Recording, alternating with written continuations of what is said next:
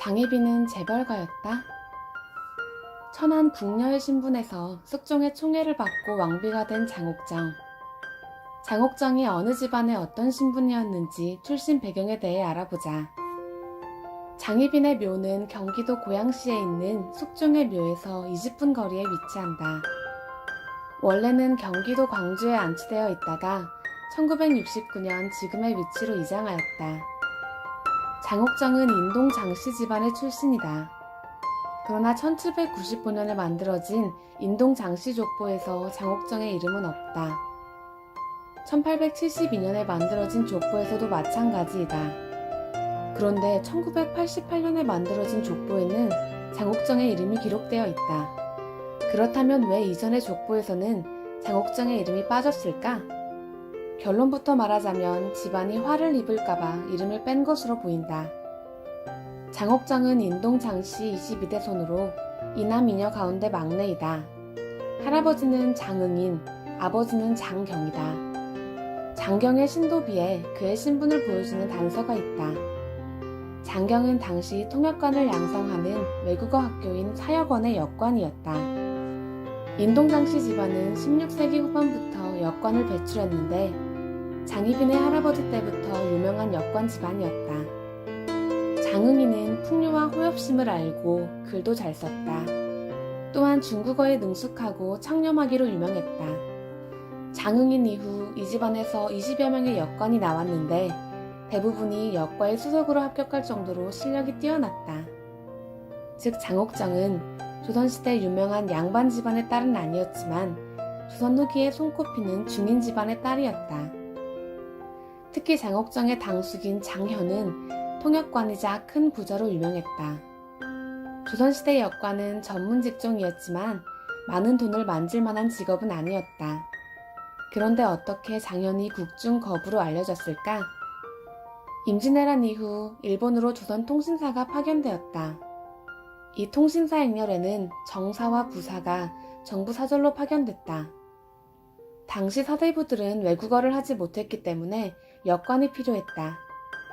역관은 사신 행렬에 빠짐없이 선발되었으며 외교상 중요한 역할을 했다. 역관들은 일본뿐만 아니라 중국에 갈 기회도 많았다. 당시 중국과 조선은 1년에 3번에서 4번의 사신단을 교환하고 있었기 때문이다. 사신단을 교환할 때 조선 정부는 사신단에게 쌀, 포, 종이 등을 지급하였다. 이것으로 무역을 하여 사행 경비를 충당하게 했는데 그 무역의 권한이 역관에게 있었다. 뿐만 아니라 역관에게는 출장비 대신 개인 무역을 할 수 있는 권한이 부여됐다. 역관들은 조선의 특산물을 팔고 중국에서 비단, 문방구, 약재류 등을 구입해왔다. 특히 조선의 인삼이 가장 큰 수입원이었다. 이렇게 들어온 물건은 대부분 일본 무역 창구인 외관으로 넘어갔다. 당시 청나라는 일본과 교역을 단절하고 있었기 때문에 조선을 통해서 물품을 사들였다. 이러한 외교 상황 속에서 역관들은 중개무역을 통해 최소 2~3배의 차익을 남길 수 있었다. 장희빈의 당숙 장현은 무역활동으로 많은 돈을 모았다. 또한 장현은 청나라에서 소현세자를 6년간 모셨기 때문에 청나라 정치와 경제 사정에 밝았다. 이에 따라 조선 정부에게서 특권무역을 부여받았고 외교적 공로를 인정받아 종일품의 벼슬에 올랐다. 장옥정은 아버지를 빨리 여의고 당숙인 장현의 집에서 성장하였다. 비록 중인의 신분이었지만 나라 제1의 재벌가였던 장현의 집에서 풍족하게 자랐던 것이다. 그렇다면 부유하게 자랐던 장옥정이 보통 가난한 집안의 여식들로 이루어진 궁녀가 된 이유는 무엇일까? 1680년 삼국의 변으로 경신왕국이 일어났고 남인 세력이 축출되고 서인들이 조정을 장악했다. 이 사건이 장희빈의 집안에도 영향을 주었다. 장현이 함경도로 유배를 가게 되었다.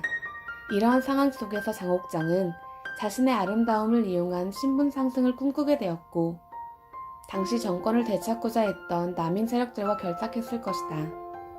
빼어난 미모로 궁궐에서도 눈에 띄었던 장옥정은 숙종의 승은을 입은 후 수건, 소위를 거쳐 숙종의 첫 아들 이윤을 낳으면서 희빈의 자리까지 오른다.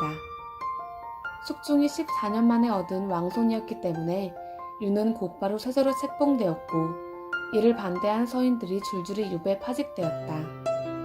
이를 기사왕국이라 하는데 이때 서인 정권이 몰락하면서 인현왕후 민씨가 폐비되었고 장희빈은 중전의 자리까지 오르게 되었다. 장옥정은 최초로 대조전에 입궁한 궁녀였다. 이는 신분제도가 엄격했던 조선시대에 발생한 파격적인 사건이었다.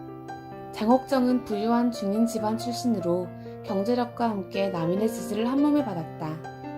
여기에 아름다운 미모로 숙종의 총애까지 더해졌으니 정치 세력과 경제 세력이 결탁한 결과물을 여실히 보여주는 사례로 볼 수 있다.